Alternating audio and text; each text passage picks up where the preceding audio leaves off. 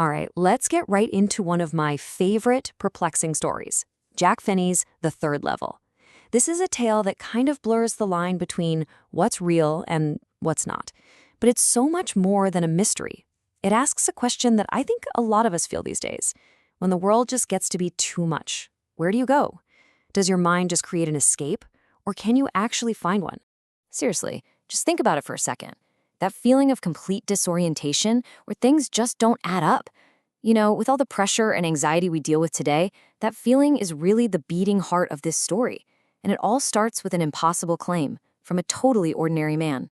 And there it is, this central conflict, laid out perfectly by our narrator, Charley.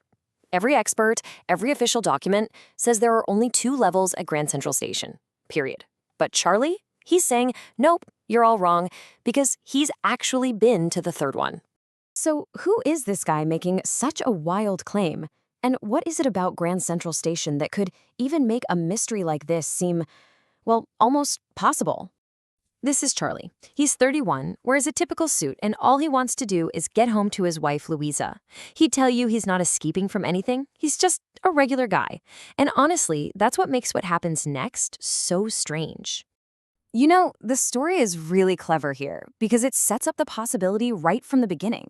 Grand Central isn't just a building. It's this living, breathing labyrinth.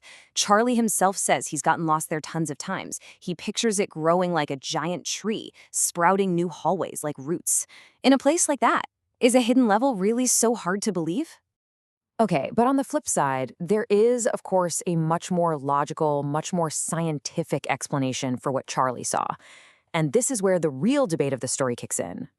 So after this whole thing happens, Charley talks to his psychiatrist friend, Sam, and Sam's diagnosis is pretty straightforward. It's a waking dream wish fulfillment.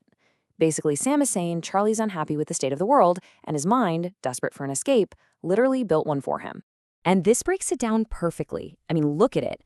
The modern world is packed with insecurity, fear, war, worry, you name it. And what does Charley find on the 3rd level? The exact opposite. Peace, simplicity, a refuge. So the question becomes, is it a real place or just the perfect fantasy his mind cooked up? And suddenly, everything starts to look like evidence against him. His friends point to his stamp collecting and say, see, you've always been trying to escape. Charley tries to argue that his grandpa did it back when times were peaceful, but you can feel that seed of doubt being planted. His whole life is suddenly being reinterpreted as one big escape plan. All right, but let's flip the coin now and look at Charley's side of things, because what he experienced wasn't some vague, fuzzy dream. No, it was filled with sharp, tangible details that make a pretty strong case that it was all real. He doesn't just feel like he's in the past, he sees it. The details are so specific. Little wooden ticket booths, flickering gas lights, brass spittoons on the floor. He sees men with those big handlebar mustaches and women in old-fashioned dresses. These aren't dreamlike images, they're concrete, sensory details.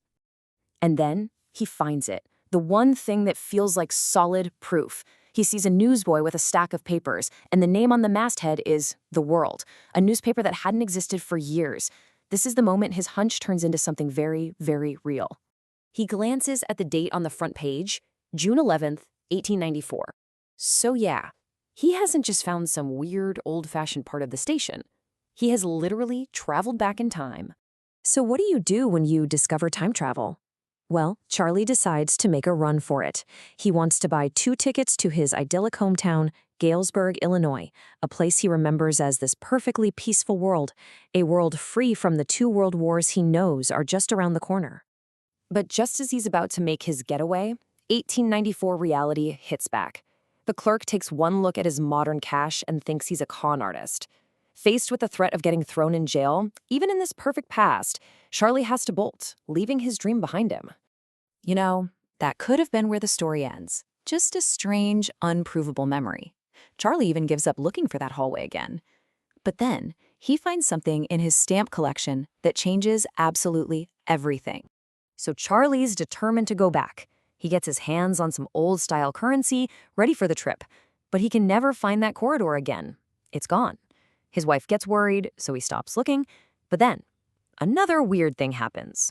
His friend, Sam the psychiatrist, just vanishes. So, One night, he's looking through his stamp collection and finds something that shouldn't be there. It's a first-day cover. Basically, it's an envelope that was mailed on the very first day a new stamp was issued, and the postmark on it is rock-solid proof of the date and place. He opens it, and inside is a letter from Sam. It says, "Charlie, it's true. I found the third level." Sam is there in 1894, telling Charlie and his wife to come join him, to keep searching, because believe him, it's worth it. And here is the ultimate twist. The letter is postmarked July 18th, 1894. The man who wrote it, the man of science and logic who told Charlie it was all a waking dream wish fulfillment, was Sam, his psychiatrist. So where does that leave us? We're stuck somewhere between two totally impossible conclusions, with pretty compelling evidence for both. What's actually real here?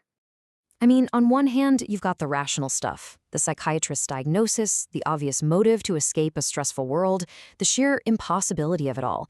But on the other hand, you've got tangible proof, those rich details, the physical newspaper, Sam's disappearance, and that incredible letter. And that is the brilliant question the story leaves us with. Is that letter undeniable proof that Sam found a doorway to a simpler time? Or is it just the most elaborate part of Charlie's fantasy, his mind creating the ultimate validation from the very person who told him it was all in his head?